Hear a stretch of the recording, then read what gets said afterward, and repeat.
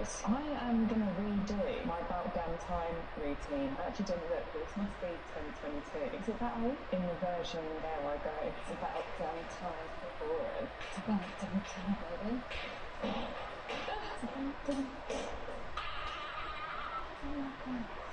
That's gonna bruise. It's About Damn Time. Yeah, that's what I'm gonna do.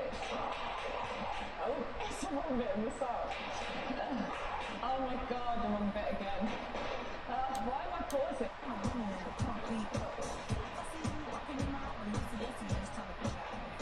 It's gonna be running that somewhere. That's a wrap of it.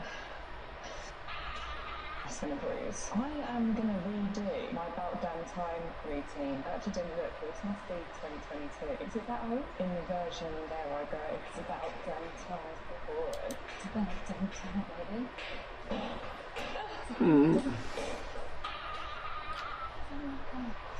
That's gonna bruise. It's About Damn Time. Yeah, that's what I'm gonna do. Oh, it's the wrong bit in the song. Oh my god, the wrong bit again. Why am I pausing that? Oh, I was a bit too serious at the end then. Smack the back of my head. That was an overreaction. Oh, calm down. It's gonna be running that somewhere. That's a wrap of it. That's gonna bruise. I am gonna redo my About Damn Time routine. I actually didn't look, but this must be 2022. Is it that old? In the version There I Go. It's About Damn Time. Who's here? It's About Damn Time, baby. Huh? Did somebody come here? That's gonna bruise. You got a muscled up dog. Yeah, that's what I'm gonna do. Oh, it's the wrong bit in the song. Oh my god, the wrong bit again. Go. Why am I pausing that?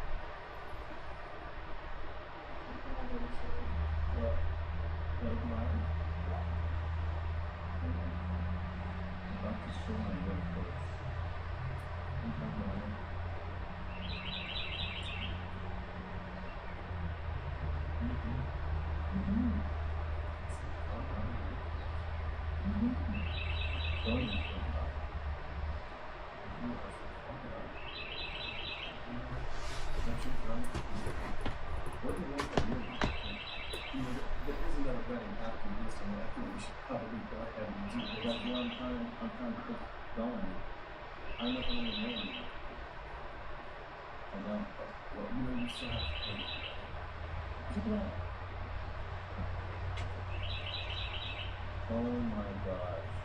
Compromise.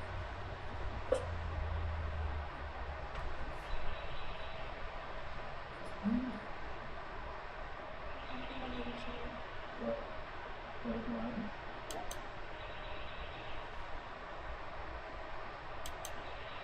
Perspective now from someone with first-hand experience serving as national security advisor for President Trump and experience being ousted by him, John Bolton, who held that role in the first Trump administration, and as we mentioned, also served as U.S. ambassador to the UN years earlier, which is what Mike Waltz will be nominated for. Ambassador, good to have you on. Obviously, representing the U.S. and the UN is an important job. Do you believe Vice President Vance, his claim that Mike Waltz is leaving his job, not because of the signal scandal, but because the White House wanted to promote him? Of course not. I mean, I think it really just shows how little about national security J.D. Vance knows. If you took 100 people anywhere in this country who know anything about national security, Democrat, Republican, Independent, whatever, and ask them objectively, do you think national security advisor or UN ambassador is the more important job? I will bet a small amount, I will bet a large amount of money that 90 out of 100, if not 99 out of 100, would say national security advisor is the more important job. By the way, you have a lot of credibility on this, given that you've held both of these positions. So in your opinion, having been the U.S. ambassador to the UN, you say the national security advisor is a more important job. I don't think there's any question about it. I love being UN ambassador. Don't get me wrong, but it doesn't compare. I think what Caitlin Collins just said about Trump making the decision this morning is interesting. That was my sense that this news that Waltz was imminently on his way out. Not that he was just a dead man walking and would go maybe in August or at some point, so that nobody could claim Trump had bowed to media or Democratic political pressure. And somehow it took on a life of its own, and Trump wanted to find a way to ease the passage. They had a vacancy given Elise Stefanik's nomination had been pulled, and somebody said, maybe Trump himself, hey, why don't we give the UN job to Mike Waltz? It was also pretty clear that they had not picked a successor, whatever the state of play in Waltz's departure was. An organized White House would announce the successor immediately. And the fact that they didn't have a successor showed they weren't ready to make the announcement. And to have Marco Rubio serve on an interim basis is just absolutely bizarre. I mean, compare this with Richard Nixon in the depths of Watergate, almost about to lose his job. He loses William Rogers as Secretary of State. He nominates Kissinger because he knows he can get Kissinger confirmed. There's only one Henry Kissinger, and then serving through Nixon's resignation. What kind of look is that for the Trump administration? I mean, also, Lara Loomer, who's a MAGA influencer, had been in the Oval Office with a list of people she thought the president should fire. A number of Mike Waltz's people around him were part of that group who actually got let go before this. I don't know if this is a victim of her as well. You've been critical both of Waltz but also Pete Hegseth as defense secretary. I mean, Waltz at least has a background in what he was working on as national security advisor. Does it surprise you that Hegseth, who actually shared sensitive information on Signal about an imminent military operation, is still in that position? Well, I think he's a dead man walking too. I think they don't want to have two go at the same time, so I think Hegseth has more time. And we don't know exactly what influence Lara Loomer had in Mike Waltz's departure, but if she had any, this really is the inmates running the asylum. I mean, the notion that a person like that can have any influence over presidential personnel decisions. Well, she wanted the NSA. Extraordinary. The NSA had.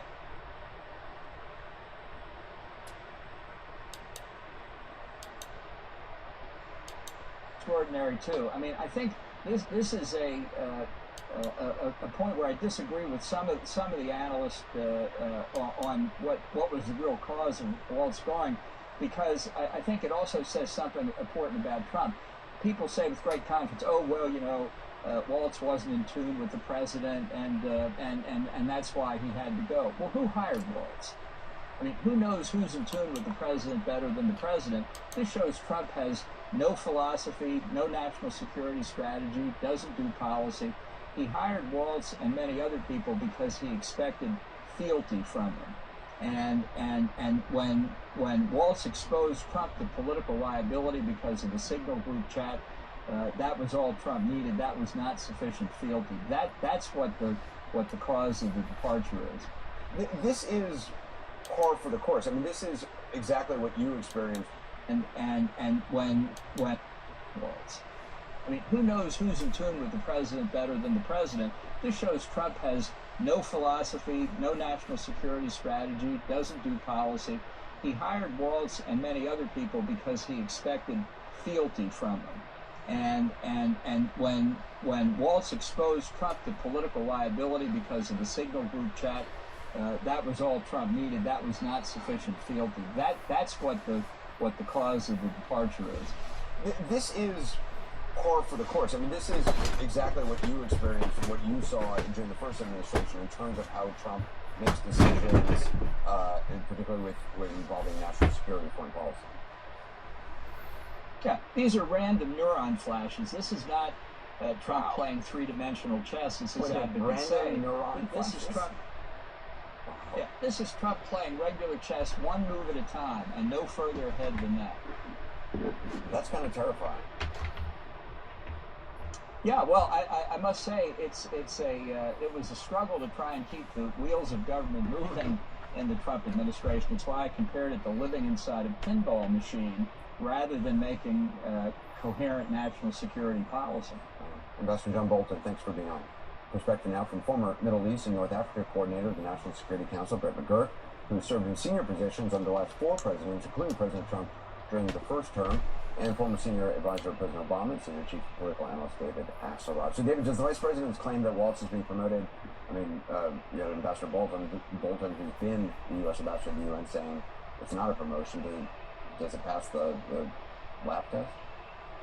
It does not. I think it reflects the political need they had to, the president dispatched so many national security advisors in the first term that I don't think they wanted to concede that this was what it was, but it is. And, frankly, I haven't heard the president elevate the position of the United Nations ambassador recently. He doesn't think that much of the United Nations. They want, basically, Waltz got waltzed out of town to New York and out of the action. But I want to say one other thing, Anderson. Listening to John Bolton discuss this, the job of a national security advisor, and Brett is much more tuned to this than I am, but is to organize the national security process, to bring together a consensus among the various national security agencies.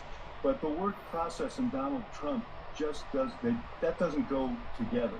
And whoever is in that job, and we'll see how Secretary Rubio fares in the interim, has to respond to the firing neurons, as Ambassador Bolton just said.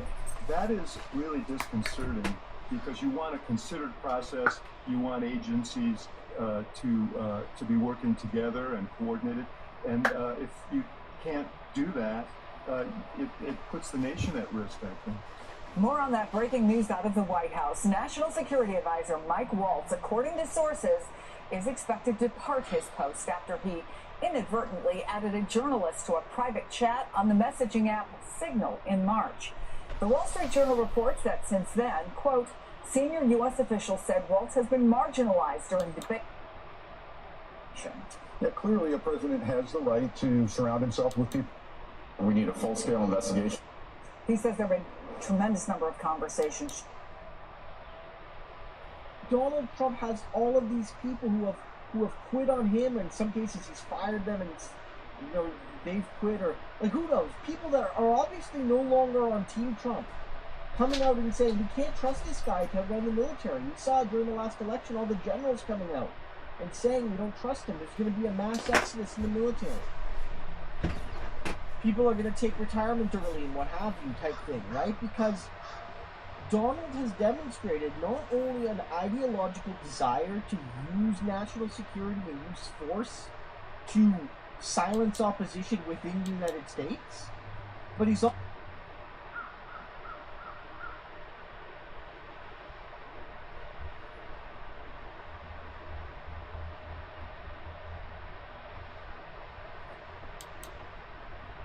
Democratic Congresswoman Jasmine Crockett. Welcome.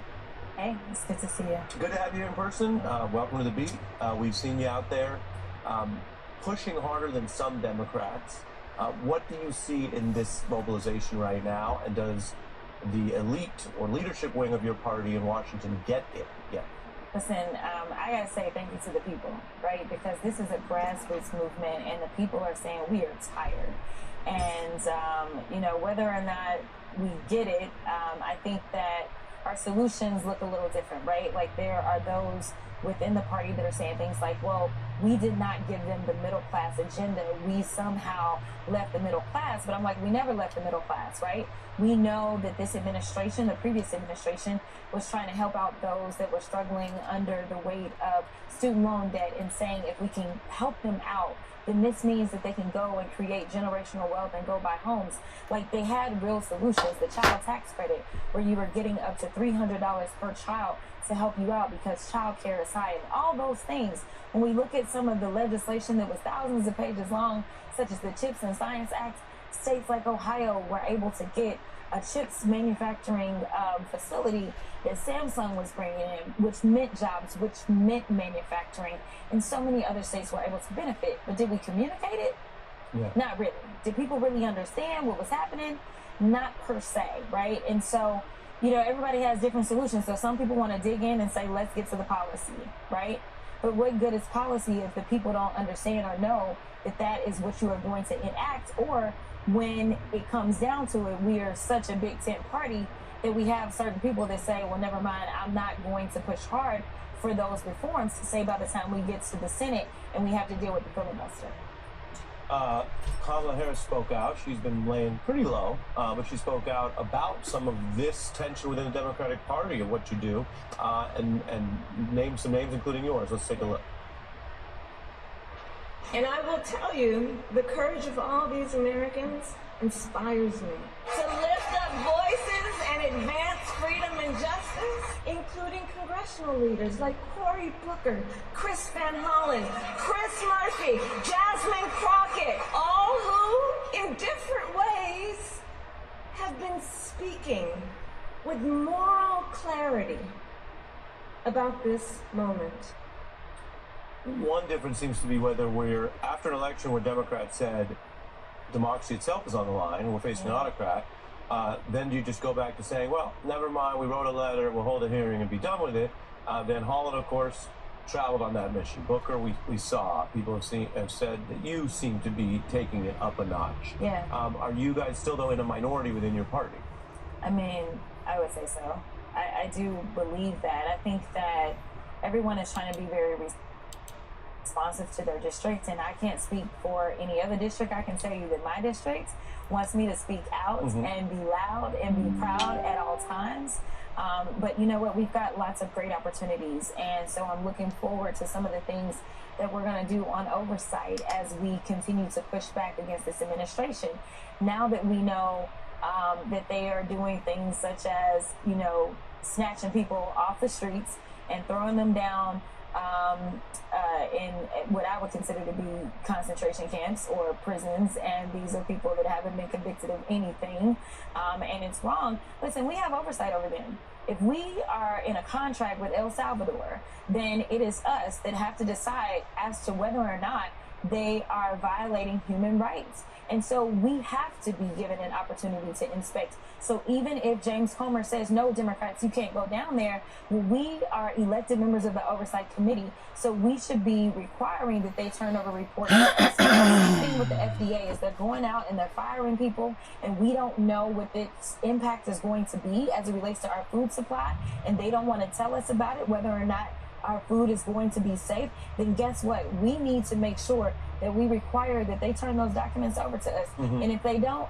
guess what? We need to show up at their doors, and we need to conduct a field hearing right there at FDA. Same thing as it relates to the planes that are falling out of the sky. Right.